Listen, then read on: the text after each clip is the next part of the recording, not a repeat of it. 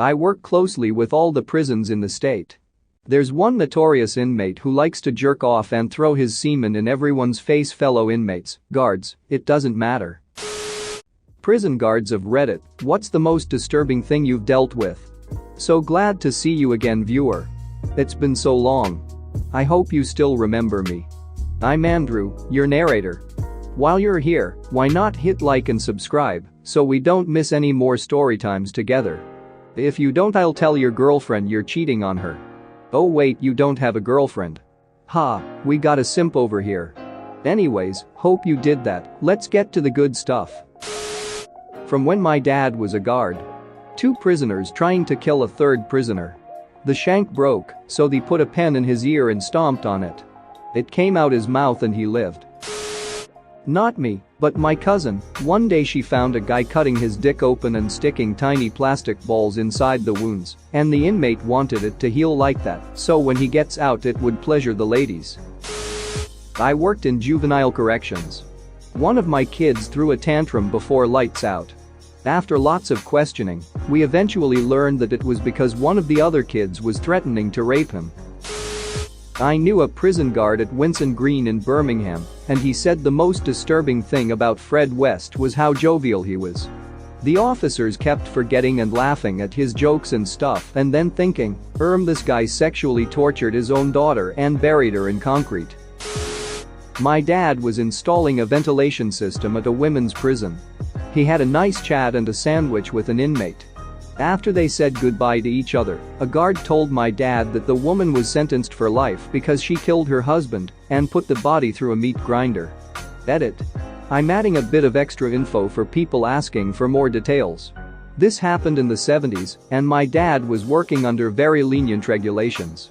My dad and his co-workers were merely told not to interact with the inmates, but there were no significant consequences for them if said interactions happened. Not really disturbing in a traditional sense, but still made me uncomfortable. I'm a co at the Denver complex for the Department of Corrections. Seeing James Holmes, the Aurora theater shooter, come through our processing after getting sentenced. I'd seen this man's face and heard the stories for 2 years on TV.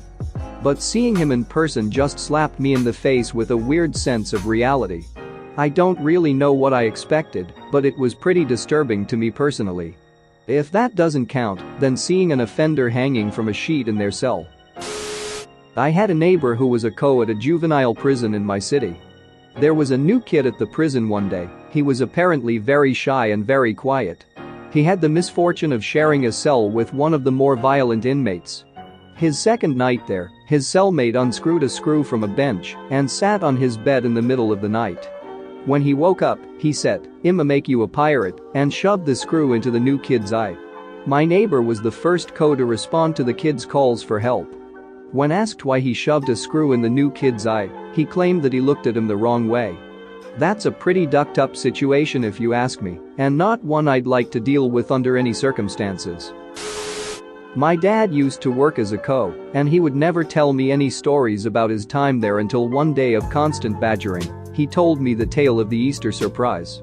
Easter morning, one of the inmates thought it would be a brilliant idea to get completely naked and shove a toilet scrubber all the way up his ass, so the only part visible was his bristled bunny tail. He then proceeded to scream that he was the Easter bunny while trying to hop around and avoid the oncoming guards. Former prison guard. I had to escort a new prisoner to medical. I had no idea why until we got to medical.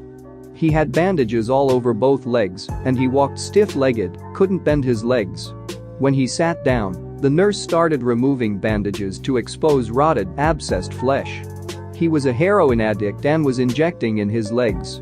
His legs were so swollen and gangrenous that the smell almost put me down. When he tried to bend his right leg, the skin split and infection oozed all over the floor. The doctor looked at me and immediately called for another guard to come to the room. I asked what was wrong and she said, "You're going into shock. I need you to leave before you pass out." Surprised at what she said, I protested, but she demanded that I leave. On my way out, I started to feel lightheaded. I looked in a mirror and noticed that I was sheet white, normally a brown guy. I've seen people hanging. I've seen people stabbed and shot. I saw a guy blow his head off with a shotgun. When I was in the Corps, I've pulled burned bodies out of a crashed CH-53E. This, by far, was the worst thing I've ever seen. My friend's mom was a prison guard when I was younger.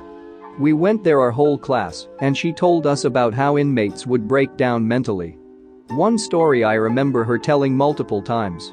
She was on night shift and was suddenly alerted by screams of help. The screams came from a cell, and her being careful, she looked inside the door window. There, in the farthest corner, an inmate was on a chair, screaming, pleading for help, and trying to avoid something on the ground. "Mom. What's wrong, inmate? Inmate. It's the chickens. Please get them out." While still standing on the chair, jumping and crying. "Mom. What chickens? Where are they? Inmate. Everywhere, please get them out." So my friend's mom opened the cell door and guided the invisible chickens out. The inmate calmed down, but as my friend's mom closed the cell door, he screamed, "You forgot one." So she went back in and got the remaining chicken. Note, the inmate in this story was a big-ass biker dude. He was probably on drugs, but I think it's a fun story. Oh boy, here we go. My first fight I responded to was a stabbing. Trying to contain that situation with nothing more than ox spray and gloves was a pretty grim welcoming to corrections. I try not to look at their charges because I find it hard to treat them the same after I find out that they are a violent sex offender. Almost every time an inmate is polite and seems like a decent enough person, I end up hearing their case in the news, and it is 9/10 sex charges. I saw a guy who slipped in the bathroom have his hip come completely out of his socket and his leg came out at a ridiculous angle. Trying to have a conversation with someone and de-escalate them when you can hardly see them because so much feces has been spread over the window.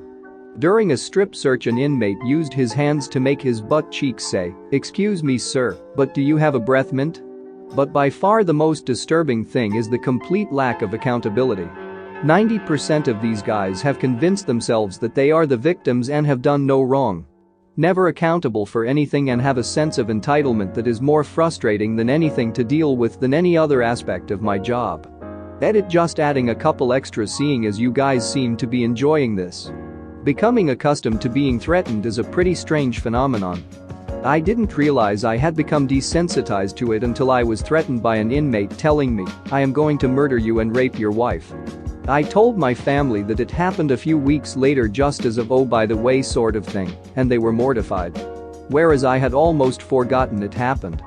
An inmate who was infamous for packing drugs in his rectum came in and completed his dry cell stint in segregation. Other inmates didn't believe him when he told them he didn't have any drugs on him this time, so they decided to check for themselves. They accomplished this with a Dasani water bottle enema. The host of medical conditions you see during strip searches is alarming at first. The list contains testicles the size of mangoes, genital warts larger than their penis, 8 lesions, always make me gag, and of course penis amputations always catch you off guard. Not me, but a past co-worker. He was a prison guard for years. So many stories, best was finding the cell of a lifer literally covered in his dead cellmate's blood.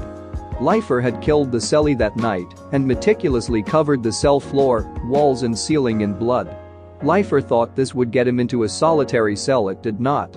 My co-worker got to be the one to introduce the new cellmate into the cell while the smell of blood was still in the air. New cellie did not last long. Lifer got transferred after that. Edit. Okay, more stories. Lots of sex stuff. Guards had to learn which inmates enjoyed prison sex versus which did not. They had to check on disturbances noise. Co-worker learned quickly which inmates were enjoying themselves and which inmates needed to be protected. Seeing fisting up close. Said it smelled, but all involved were enjoying themselves. Watching men come into the prison as men, then start buying women's things from commissary or getting them somehow to make their cellie husband happy. Inmates buying certain items from commissary that could be used as condoms. Commissary purchases were monitored and flagged.